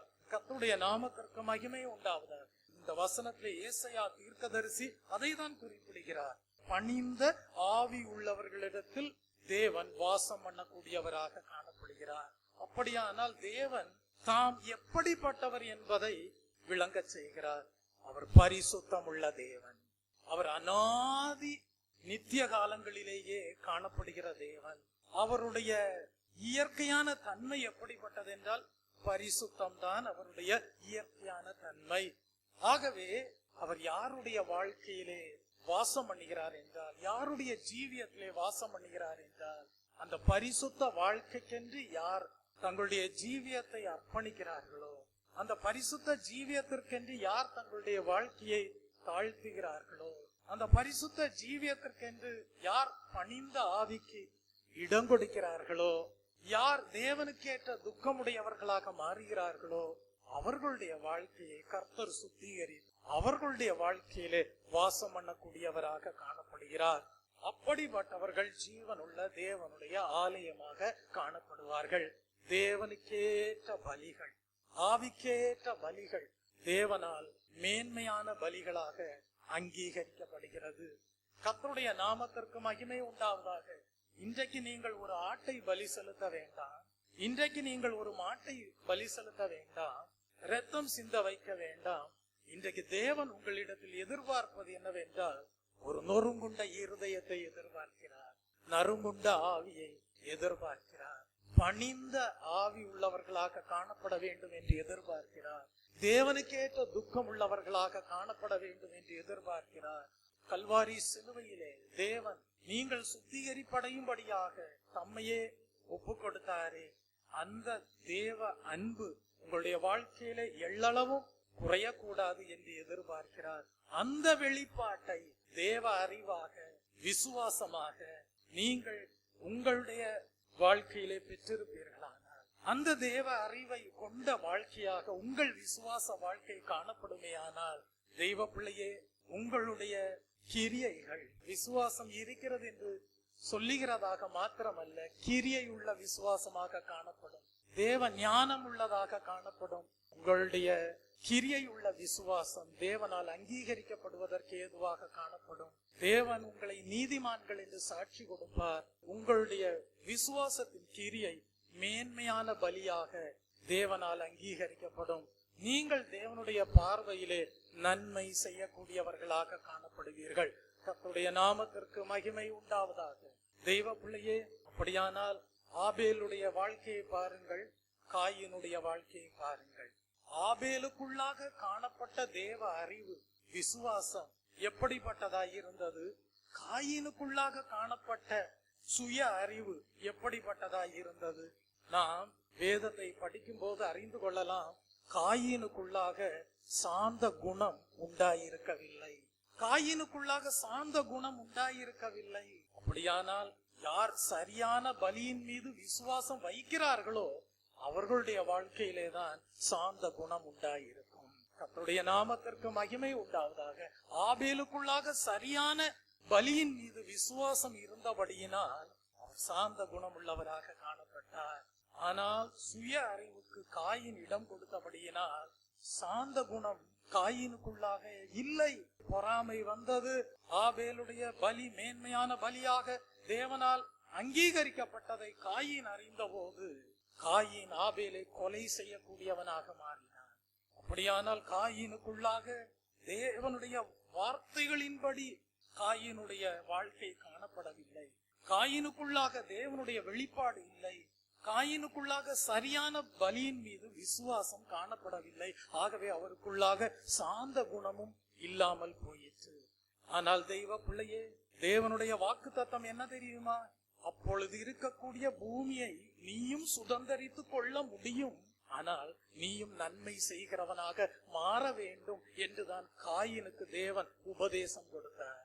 நீ நன்மை செய்தால் உனக்கு மேன்மை இல்லையோ என்று ஒரு கேள்வியை எழுப்பினார். அப்படியானால் காயினை பார்த்து கர்த்தர் சொல்லுவது என்ன? நீயும் சாந்த குணம் உள்ளவனாக காணப்படுவாயானால் அன்றைக்கு இருக்கக்கூடிய பூமியை நீயும் சுதந்தரிப்பாய் என்றுதான் கேள்வியின் மூலமாக அறிவுரை கூறக்கூடியவராக காணப்பட்டார். ஆகவேதான் மலை பிரசங்கத்திலே இயேசு கிறிஸ்து குறிப்பிட்டார். மத்தேயு 5ஆம் அதிகாரம் 5ஆம் வசனத்திலே, சாந்த குணமுள்ளவர்கள் பாக்கியவான்கள், அவர்கள் பூமியை சுதந்தரிப்பார்கள்.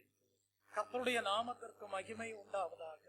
தெய்வ பிள்ளை, அப்படியானால் யார் தேவனுடைய அறிவை விசுவாசமாக பெற்றிருக்கிறார்களோ, யார் தேவ ஞானமாக காணக்கூடிய விசுவாசத்தின் கிரியை உள்ளவர்களாக ஜீவிக்கிறார்களோ அவர்களுடைய வாழ்க்கை தான் சாந்த குணம் உள்ளதாக காணப்படும்.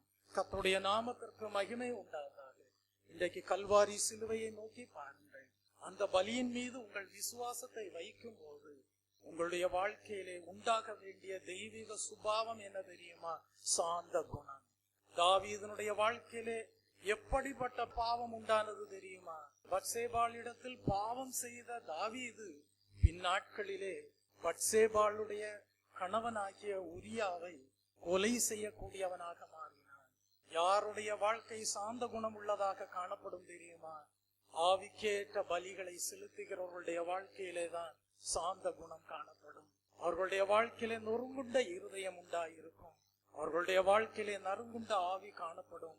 அவர்களுடைய இருதயமானது பாவத்தினால் கடினப்பட்டு காணப்படாது. அவர்களுடைய வாழ்க்கையிலே தேவனுக்கேற்ற துக்கம் உண்டாயிருக்கும். அவர்கள் தேவனிடத்திலிருந்து நீதிமான்கள் என்று சாட்சியை பெற்றுக் கொள்வார்கள். அவர்களுடைய வாழ்க்கை தேவனுடைய பார்வையிலே நன்மைக்கு ஏதுவானதாக காணப்படும். அவர்கள் செய்கிற நன்மை, அவர்களுடைய விசுவாசத்தின் கிரியை தேவனால் அங்கீகரிக்கப்படுவதற்கு ஏதுவான ஆவிக்கேற்ற பலியாக, மேன்மையான பலியாக காணப்படும். கர்த்தருடைய நாமத்திற்கு மகிமை உண்டாவதாக. இதுதான் புதிய ஏற்பாட்டின் காலத்திலே தேவன் தம்முடைய ஜனங்களிடத்திலும் எதிர்பார்க்கக்கூடிய ஆவிக்கேற்ற பலியாக காணப்படுகிறது. தெய்வ பிள்ளையே, இந்த ஓய்வு நாளின் காலை வேளையில் உங்களுடைய ஜீவியத்தை சற்று ஆராய்ந்து பாருங்கள். உங்களுடைய வாழ்க்கையிலே ஏதாகிலும் பாவ காரியங்களினாலோ, சுய அறிவினாலோ, சுய விருப்பத்தின்படியோ நீங்கள் இருதயத்திலே கடினப்பட்டு போவதற்கு ஏதுவாக உங்கள் வாழ்க்கை மாறினதா என்று சற்று ஆராய்ந்து பாருங்கள். இன்றைக்கு தேவனுடைய வெளிப்பாட்டை பெற்றுக் கொள்ளுங்கள். இன்றைக்கு உங்களுடைய வாழ்க்கை தேவனுடைய வார்த்தைகளை அடிப்படையாக கொண்டதாக காணப்படட்டும். இன்றைக்கு உங்களுடைய வாழ்க்கையிலே தேவ அறிவு உண்டாகட்டும். அது விசுவாசமாக காணப்படட்டும். உங்களுடைய வாழ்க்கையை கர்த்தர் காணும் போது ஒரு விசுவாச வாழ்க்கையாக காணப்படட்டும். உங்களுடைய வாழ்க்கையிலே விசுவாசத்தின் கிரியை தேவனுடைய ஞானமாக விளங்கட்டும். உங்களுடைய வாழ்க்கை நீதிமான்கள் என்று சொல்லப்படுவதற்கு ஏதுவான சாட்சியாக விளங்கட்டும். உங்களுடைய வாழ்க்கை பிற்காலங்களிலேயும் பேசப்படுவதற்கு ஏதுவாக காணப்படட்டும். கர்த்தருடைய நாமத்திற்கு மகிமை உண்டாவதாக. ஆபேலுடைய வாழ்க்கை பேசப்படுவதற்கு ஏதுவான வாழ்க்கையாக காணப்படுகிறது. இன்றைக்கு உங்களுடைய வாழ்க்கையை சற்று ஆராய்ந்து பாருங்கள். கர்த்தர் உங்களை மேன்மைப்படுத்த வேண்டுமானால் நீங்கள் நன்மை செய்கிறவர்களாக காணப்பட வேண்டும். நீங்கள் நன்மை செய்தால் மேன்மை அடைவீர்கள். காயினிடத்தில் அதை தான் கர்த்தர் சொன்னார். நீ நன்மை செய்தால் மேன்மை இல்லையோ என்று சொன்னார். கர்த்தருடைய நாமத்திற்கு மகிமை உண்டாவதாக. ஆகவே இயற்கையாகவே மனிதனுடைய வாழ்க்கையிலே கிரியை செய்யக்கூடிய பெருமைக்கு அல்ல, பணிந்த ஆவிக்கு உங்களுடைய வாழ்க்கையிலே இடம் கொடுப்பீர்களாக. உங்களுடைய வாழ்க்கையிலே தேவனுடைய வெளிப்பாட்டை பெற்றுக்கொண்ட உணர்வு காணப்படட்டும். அது தேவ அறிவாக காணப்படட்டும். உங்களுடைய வாழ்க்கை தேவனுடைய வார்த்தைகளை சார்ந்து கொண்டதாக காணப்படட்டும். உங்களுடைய விசுவாசம் சரியான பலியின் மீது காணப்படட்டும். அப்பொழுது நீங்களும் சரியான பலி செலுத்தக்கூடியவர்களாக காணப்படுவீர்கள். உங்களுடைய வாழ்க்கையிலையும் நொறுங்குண்ட இருதயம் உண்டாயிருக்கும், நறுங்குண்ட ஆவி உண்டாயிருக்கும். உங்களுடைய வாழ்க்கையும் தேவனால் ஆசீர்வதிக்கப்படுவதற்கு ஏதுவாக காணப்படும். உங்களுடைய ஜீவியமானதும் சாந்த குணம் உள்ளதாக காணப்படும். நீங்களும் பாக்கியவான்களாக காணப்படுவீர்கள். சாந்த குணம் உள்ளவர்கள் பாக்கியவான்கள். அவர்கள் மேன்மை அடைவார்கள். அது இம்மைக்குரிய காரியங்களை மாத்திரம் கண்ணோட்டமாக வைத்து மேன்மை அடைகிற அனுபவம் அல்ல. நித்திய ராஜ்யத்தின் கண்ணோட்டத்திலே மேன்மை அடையக்கூடிய ஜீவியமாக காணப்படுகிறது. கர்த்தருடைய நாமத்திற்கு மகிமை உண்டாவதாக. ஆகவேதான் நாம் வேதத்திலே படித்தோம், பலியினாலே என்னுடைய உடன்படிக்கை பண்ணின என்னுடைய பரிசுத்தவான்களை என்னிடத்தில் கூட்டுங்கள் என்று சொல்லுவார். கிறிஸ்துவின் வருகையின் நாளிலே நிறைவேற போகிறது. பலியினாலே யார் கர்த்தரோடு உடன்படிக்கை பண்ணினார்களோ அவர்களை கர்த்தர் தம்மோடு சேர்த்துக் கொள்வார். இந்த ஓய்வு நாளின் காலை வேளையிலேயும் நான் வாசித்த அந்த மூல வசனத்திற்கு கடந்து வருவோம். உபாகமம் எழுதின புஸ்தகம் 28ஆம் அதிகாரம் 1ஆம் வசனத்திற்கு கடந்து வருவோம். Praise the Lord. இன்று நான் உனக்கு விதிக்கிற உன் தேவனாகிய கர்த்தருடைய கட்டளைகளின்படியெல்லாம் செய்ய நீ கவனமாய் இருக்கும்படிக்கு அவர் சத்தத்திற்கு உண்மையாய் செவி கொடுப்பாயானால் உன் தேவனாகிய கர்த்தர் பூமியிலுள்ள சகல ஜாதிகளிலும் உன்னை மேன்மையாக வைப்பார். கடந்த வாரத்திலே நாம் தியானித்தோம், தாழ்மையுள்ளவர்கள் தேவனால் மேன்மை அடைவார்கள். மேன்மை அடைவார்கள் என்று சொல்லும் போது இம்மைக்குரிய காரியங்களிலே மாத்திரமல்ல, நித்திய ராஜ்யத்தின் கண்ணோட்டத்திலே நீங்கள் காண வேண்டும். இயேசு கிறிஸ்து தேவ அறிவு நிறைந்தவரா, இயேசு கிறிஸ்து தேவ ஞானம் உள்ளவரா என்று சாதாரண மனிதனிடத்தில் கேட்டால் அவன் சொல்லுவான், இயேசு கிறிஸ்து ஞானம் உள்ளவர் அல்ல என்றுதான் சொல்லுவான். ஆனால் தேவனுடைய பார்வையிலே இயேசு கிறிஸ்துடைய வாழ்க்கை எப்படி காணப்பட்டது? அவர் தம்மை தாமே தாழ்த்தினார். அது தேவனுடைய பார்வையிலே அங்கீகரிக்கப்படக்கூடிய பலியாக காணப்பட்டது. அவர் உயர்த்தப்பட்டவராக, மேன்மை அடைந்தவராக பிதாவின் வலது பார்சத்திலே வீற்றிருக்கிறார். தாழ்மையுள்ளவர்கள் மேன்மை அடைவார்கள். கர்த்தருடைய நாமத்திற்கு மகிமை உண்டாவதாக. அது தற்காலிகமான மேன்மை அல்ல, நித்திய காலமாக தேவனோடு வீற்றிருந்து ஆளுகை செய்யக்கூடிய மேன்மையாக காணப்படுகிறது. தேவனால் உயர்வை கண்டடையக்கூடிய மேன்மையாக காணப்படுகிறது. கர்த்தருடைய நாமத்திற்கு மகிமை உண்டாவதாக. இன்றைக்கு நாம் கற்றுக்கொண்ட பாடம், தேவன் விரும்புகிற விதமாக நன்மை செய்ய வேண்டும், அப்பொழுது நீங்கள் மேன்மை அடைவீர்கள். தேவன் விரும்புகிற விதமாக ஆபேல் நன்மை செய்தான். அவனுடைய பலி மேன்மையான பலியாக தேவனால் அங்கீகரிக்கப்பட்டதாக காணப்பட்டது. அவனுடைய வாழ்க்கையை கவனிக்கும் போதும் சாந்த குணமுள்ளவனாக காணப்பட்டான். தெய்வ பிள்ளை, யார் சரியான பலியின் மீது விசுவாசம் வைக்கிறார்களோ அவர்கள் கிறிஸ்துவின் திவ்ய சுபாவங்கள் உள்ளவர்களாக காணப்படுவார்கள். அவர்கள் மேன்மை அடைவார்கள். அவர்களுடைய கிரியையுள்ள விசுவாசத்தை தேவன் அங்கீகரிப்பார். அவர்களை நீதிமான்கள் என்று சாட்சி கொடுப்பார். அவர்கள் பிற்காலங்களிலும் பேசப்படுகிறவர்களாக காணப்படுவார்கள். காயின் தேவனுடைய வெளிப்பாட்டை பெற்றுக் கொள்ளவில்லை, சரியான பலியின் மீது விசுவாசம் வைக்கவில்லை, சரியான பலியையும் செலுத்தவில்லை. கர்த்தர் சொன்னார், நீ நன்மை செய்தால் மேன்மை இல்லையோ என்று கேட்டார். அதன் மூலமாக தன்னுடைய வாழ்க்கையே சரியான பலியின் மீது விசுவாசம் இல்லாமல் காணப்பட்டபடியினால் எப்படிப்பட்ட தேவன் விரும்பாத சுபாவங்கள் எல்லாம் காணப்பட்டது என்பதை தேவன் காயினுக்கு வெளிப்படுத்தி காட்டக்கூடியவராக காணப்பட்டார். இன்றைக்கு உங்களுடைய வாழ்க்கை காயினை போன்ற ஜீவியம் உடையதாக காணப்படுகிறதா? இன்றைக்கு உங்களுடைய வாழ்க்கை பின்மாற்றம் அடைந்த தாவீதினுடைய வாழ்க்கையை போல காணப்படுகிறதா? மலை பிரசங்கத்திலே கர்த்தர் வாக்குத்தத்தம் கொடுத்தாரே, சாந்த குணமுள்ளவர்கள் பாக்கியவான்கள் என்று. அவர்கள் நன்மை செய்கிறவர்களாக காணப்படுவார்கள். அப்படிப்பட்ட நன்மை செய்கிற அனுபவத்திற்கு கேட்ட சத்தியத்தின்படி உங்கள் ஜீவியத்தை ஒப்பு கொடுங்கள். கர்த்தர் உங்களை கேட்ட வசனங்களின்படி மேன்மைப்படுத்துவார். கர்த்ததாமே இந்த தேவ வார்த்தைகளை ஆசீர்வதிப்பாராக. எப்படிப்பட்ட ஆவிக்கேற்ற பலிகளை புதிய ஏற்பாட்டின் காலத்திலே செலுத்த வேண்டும் என்பதை குறித்து அடுத்த வாரத்திலே தொடர்ந்து நாம் தியானிக்கலாம். தேவன் உங்களுடைய வாழ்க்கையை நன்மையுள்ளதாக காணட்டும். உங்களுடைய வாழ்க்கையில இன்னும் ஜென்ம சுபாவங்கள், சொந்த விருப்பங்கள், சுய சித்தங்கள் நீங்காததாக காணப்படுகிறதா? சரியான பலியாகிய சிலுவையில் அறையப்பட்ட கிறிஸ்துவின் மீது உங்களுடைய விசுவாசம் காணப்படட்டும். தேவனுடைய வார்த்தைகளை அடிப்படையாக கொண்ட விசுவாச வாழ்க்கையாக உங்களுடைய வாழ்க்கையிலே நொறுங்குண்ட இருதயம் உண்டாயிருக்கும். நறுங்குண்ட பணிந்த ஆவி காணப்படும். உங்களுடைய வாழ்க்கையில இருக்கக்கூடிய ஜென்ம சுபாவங்கள், மாம்சீக குணங்கள் அனைத்தும் நீங்கினதாக காணப்படும். தேவன் உங்களை சுத்திகரித்தவராக காணப்படுவார். நீங்கள் பாவ மன்னிப்பை பெற்றவர்களாக காணப்படுவீர்கள். நீங்கள் நீதிமான்கள் என்று தேவனால் சாட்சியை பெற்றுக் கொள்வீர்கள். உங்களுடைய வாழ்க்கை பேசப்படக்கூடியதாக காணப்படும். அப்படியே கேட்ட சத்தியத்தின்படி சரியான பலியின் சிலுவையில் அறையப்பட்ட கிறிஸ்துவின் மீது உங்களுடைய விசுவாசம் காணப்பட கிரியையுள்ள விசுவாசமாக நன்மை செய்கிறவர்களாக காணப்படுவீர்களாக. தேவ ஞானம் உங்களிலே விளங்கட்டும். கர்த்தர் உங்களுடைய வாழ்க்கையை பார்க்கும் போது விசுவாசத்தினாலே ஆபேல் காயினை பார்க்கிலும் மேன்மையான பலியை செலுத்தினான் என்று சாட்சி கொடுத்தாரே, அப்படியே உங்களுடைய கிரியையுள்ள விசுவாசம் நீங்கள் மேன்மையான பலியை செலுத்தினீர்கள் என்று சாட்சியை பெற்றுக் கொள்வதற்கு ஏதுவாக காணப்பட இன்றைக்கு தேவன் வெளிப்படுத்தின சத்தியத்தின்படி உங்களை தேவன் ஆசீர்வதிப்பாராக. ஆமென்.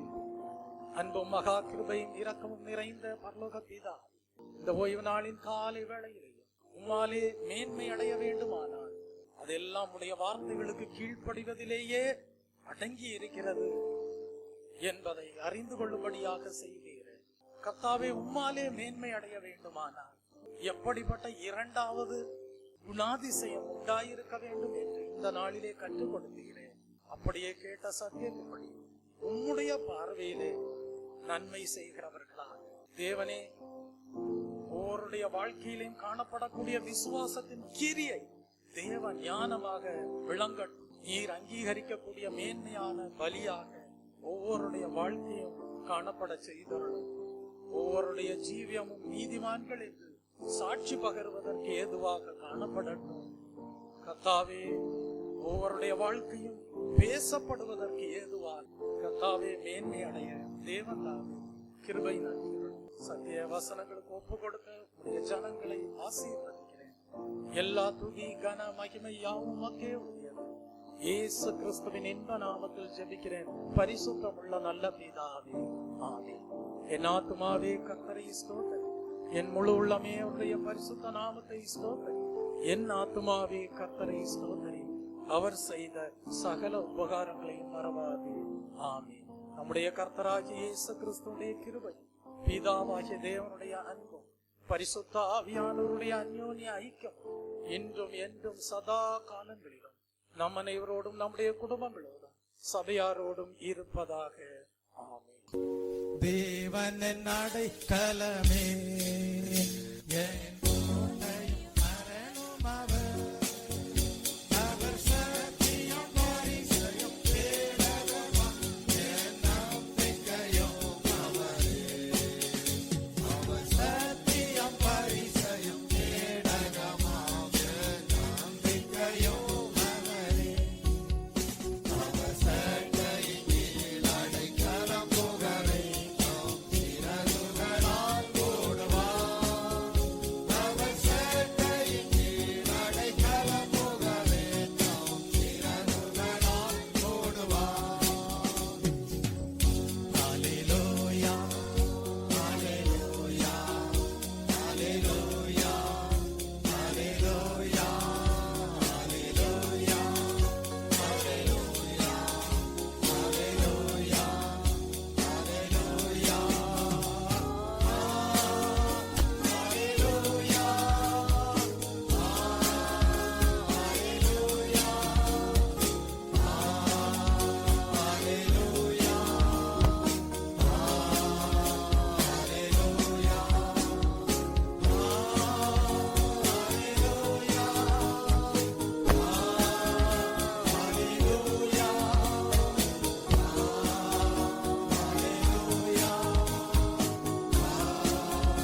ஹல்லேலூயா, நீங்களும் நீதிமான்களாக தேவனிடத்திலிருந்து சாட்சி பெற்றுக் கொள்வதற்கு ஏதுவான ஜீவியமாக, தேவனால் மேன்மை அடையக்கூடிய ஜீவியமாக காணப்பட கேட்ட சத்தியத்தின்படி சிலுவையில் அறையப்பட்ட கிறிஸ்து என்கிற சரியான பலியின் மீது உங்களுடைய விசுவாசம் காணப்படும்படியாக செய்து நீங்களும் மேன்மையான பலியை செலுத்துகிறவர்களாக, நன்மை செய்கிறவர்களாக தேவனுடைய பார்வையிலே காணப்பட தேவன் தாமே கிருபை நல்குவாராக, ஆமென்.